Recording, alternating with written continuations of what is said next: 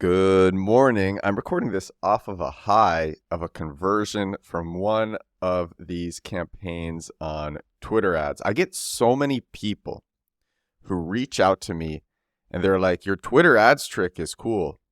It's cool. So just to give you a refresher, if this is your first time tuning in, I'm able to get millions of impressions and thousands of clicks for under $1 using Twitter X ads. I've been sharing exactly how I do this in the previous episodes, and those are all in the titles, so you can just find one and click it. So I won't share how to do it again here, but I'm able to get these results. I share how I get these results. And a lot of people have been reaching out, and they're like, your little Twitter ads trick is cool, but does it convert? And for the previous episodes, I've been saying, yes, it converts into emails. Yes, it converts into users. In fact, we're doing one campaign for one of our startups commit club. We're getting tons of users who are actually using the product. And it's so cool. And my co-founder is blown away that this is working. But the real question, does it convert to money? And I was trying a new affiliate product. I just can't say what this product is. Can't say what it is. And I set up a campaign, and I've been only running one campaign a day on this product. I started 2 days ago. I spent like $3 and I got $34 back. It's like weird when you put in $3 and then you get 10x that. And I'm hyped because now I'm going to start like 10 more campaigns testing all this different ad copy. I have an idea for ad copy that I want to use, and actually I'll share this ad copy with you. I found that so far, this is what I'm seeing. There is a lot of traffic that comes from these cheap Twitter ad glitch campaigns, and a lot of them are from Turkey. And there's a lot of like Turkish delicacies that have names that aren't super familiar to a Western dialect. And don't sound that aren't really English words. And so this is the copy that I'm going to say. I'm going to say this product. I'm not going to say the product. This product is better than your grandma's. And then and it's going to be in English. And then I'm going to put the name of one of these Turkish delicacies because I'm seeing so much traffic from Turkey. And then I'll have my affiliate link there. And I don't know what I'll do for the creative. Maybe it'll actually be the food paired with the product. Actually, so what I do for creatives is what I do for the images is I just use Midjourney. And then let me give you a pro tip because Twitter X ads needs high res images. They want images that are big enough, that have a large enough size. So then I go to after I make the image in Midjourney, I made a TikTok about this. It got hundreds of thousands of views. And I'll tell you here. So if you want to upscale an image with AI, there's a free tool that I use. To connect to it, you need to have a GitHub account. So connect to it with your GitHub account. And it's really easy. You just drag an image in. You say what size you want it upscale to, maybe 2x, 3x, 4x, and it upscales it with AI. So you don't lose the quality, but you make the image bigger. And that URL is replicate.com/nightmare AI /real ESRGAN. That's replicate.com/nightmare AI /real ESRGAN. This upscales any image, and so I'll get a square image from Midjourney, something creative, something fun, and then I'll upscale it with this, and then I'll use that as my image on my Twitter ads, and it works. It's been working really well. I'm still getting so many email newsletter conversions. That's what I'm going to be doing for the next couple of hours. I'm actually going to scrub all my campaigns. Because what I've also noticed is at the beginning of a campaign, that's when you get the most clicks. You get the most clicks at the beginning of a campaign. I'm so hyped that these things convert. This is crazy.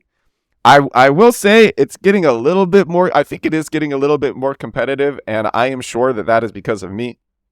But I don't know. The value to me is there. It brings value to me. People are listening to the show.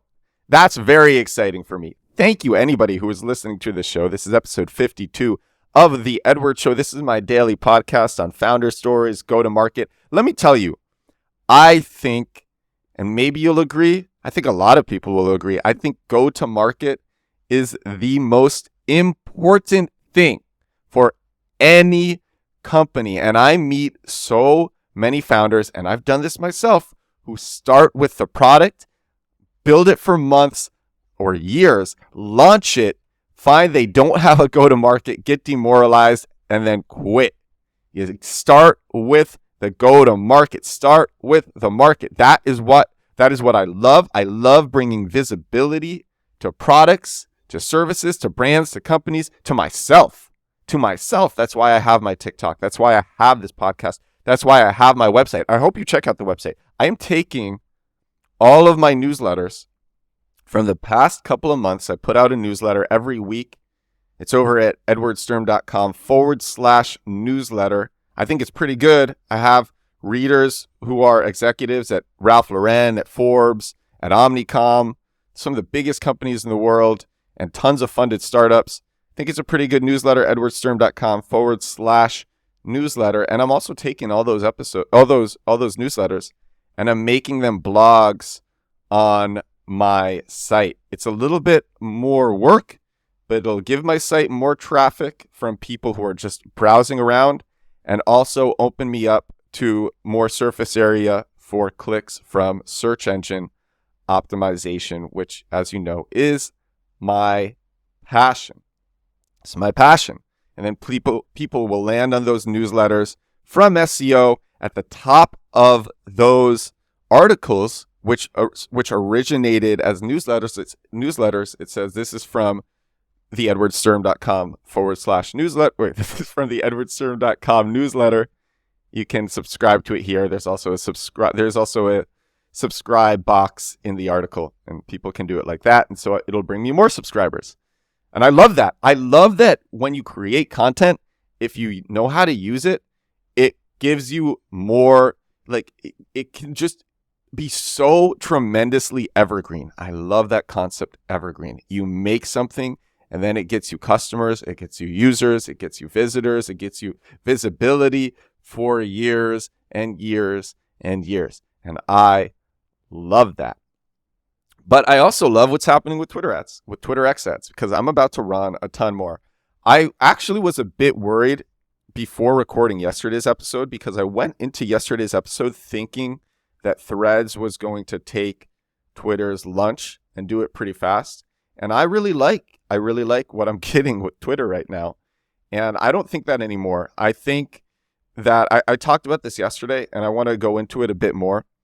I think, so Threads just launched its desktop app, and it's pretty clean, and it's pretty good, and the content on there is pretty good. But the thing is, Twitter has all the users, and there's very little differentiation between Twitter and Threads.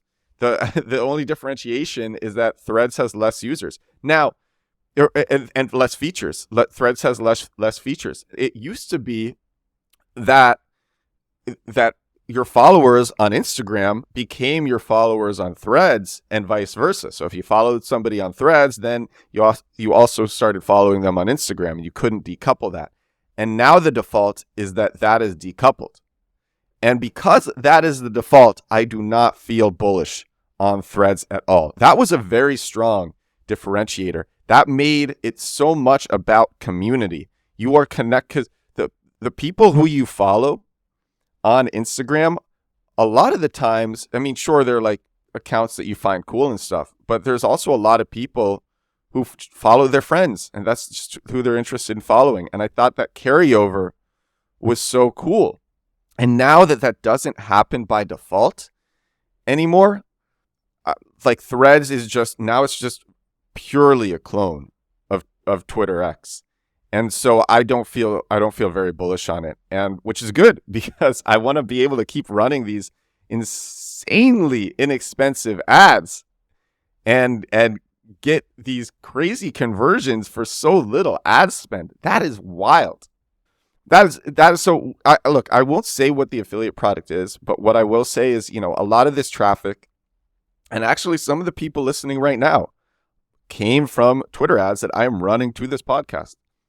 A lot of this traffic, and thank you for listening, is from low GDP per capita places. That's actually why I recorded my episode yesterday. It was like the subject of yesterday's episode was, do you need to be in a high GDP per capita place like New York City, which is where I am, to be successful? Or can you do it in a low GDP per capita place, which is where I've spent a lot of time in the last 4 years? I lived in Eastern Europe mostly for the last 4 years.